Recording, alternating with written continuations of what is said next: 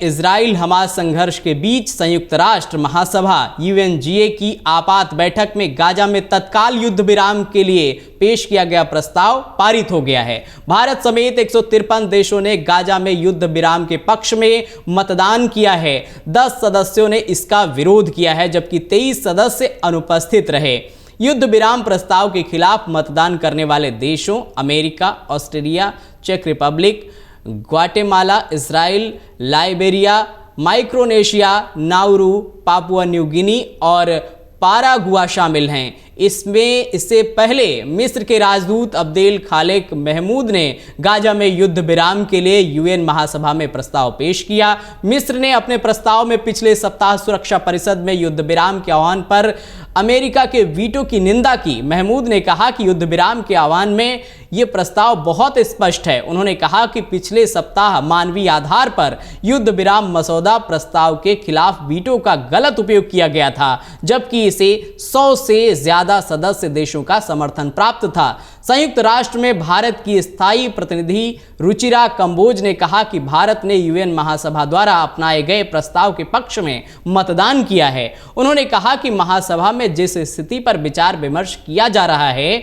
उसके कई आयाम हैं। 7 अक्टूबर को इस्राएल पर आतंकवादी हमला हुआ और कई लोगों को बंधक बनाया गया, जो चिंता की बात है। उन्होंने आगे कहा कि गाजा में बहुत बड़ा मानवीय संकट पैदा हुआ है। बड़े पैमाने पर नागरिकों की जानें गई हैं, जिनमें अधिकांश महिलाएं और बच्चे शामिल हैं। सभी परिस्थितियों में अंतर्राष्ट्रीय मानवीय कानून का पालन करने का मुद्दा है। साथ ही लंबे समय से चले आ रहे फलस्तीन मसले का एक शांतिपूर्ण और स्थायी 2 राज्य समाधान खोजने का प्रयास किया जा रहा है। उन्होंने कहा कि भारत वर्तमान में क्षेत्र के सामने मौजूद कई चुनौतियों के समाधान के लिए साझा प्रयास में अंतर्राष्ट्रीय समुदाय की एकता का स्वागत करता है।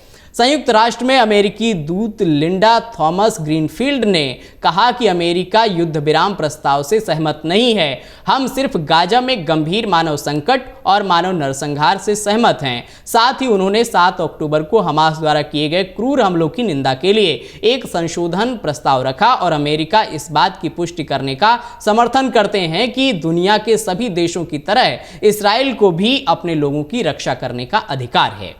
अमेरिकी दूत ने युद्ध के लिए सीधे तौर पर हमास को दोषी ठहराया। उन्होंने कहा कि हम सुरक्षा परिषद या महासभा के एक तरफा प्रस्ताव का समर्थन नहीं कर सकते हैं, जो हम सभी के विचारों को नजरअंदाज करता है। यूएन में इजरायली राजदूत गिलाद अर्दान ने कहा कि गाजा में युद्ध विराम हमास के आतंकवादी एजेंडे को आगे बढ़ाएगा। उन्होंने प्रस्ताव को खारिज करते हुए कहा कि युद्ध रोकने से केवल हमास को फायदा होगा। आतंकवाद के शासन को जारी रखने और अपने शैतानी एजेंडे को साकार करने में कोई हमास की सहायता क्यों करना चाहेगा।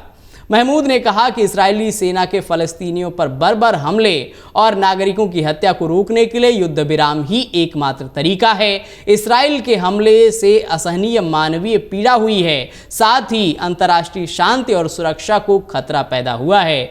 यूएनजीसी अध्यक्ष डेनिस फ्रांसिस ने कहा है कि गाजा में हिंसा रुकनी चाहिए। फ्रांसिस ने कहा कि गाजा में नागरिकों पर हमले हो रहे हैं। अंतर्राष्ट्रीय कानून और अंतर्राष्ट्रीय मानवीय कानून दोनों का गंभीर उल्लंघन हुआ है। गाजा में हजारों लोग मारे गए हैं, जिनमें ज्यादातर महिलाएं और बच्चे शामिल हैं। फ्रांसिस ने गाजा में तत्काल युद्ध विराम के लिए समर्थन जताया है। भारत ने भी इस प्रस्ताव के समर्थन में वोट किया है। अगर आप ये वीडियो YouTube पर देख रहे हैं तो हमारे चैनल को सब्सक्राइब करें और बेल आइकन को दबाना ना भूलें। अगर आप Facebook पर ये वीडियो देख रहे हैं तो हमारे पेज को लाइक करें।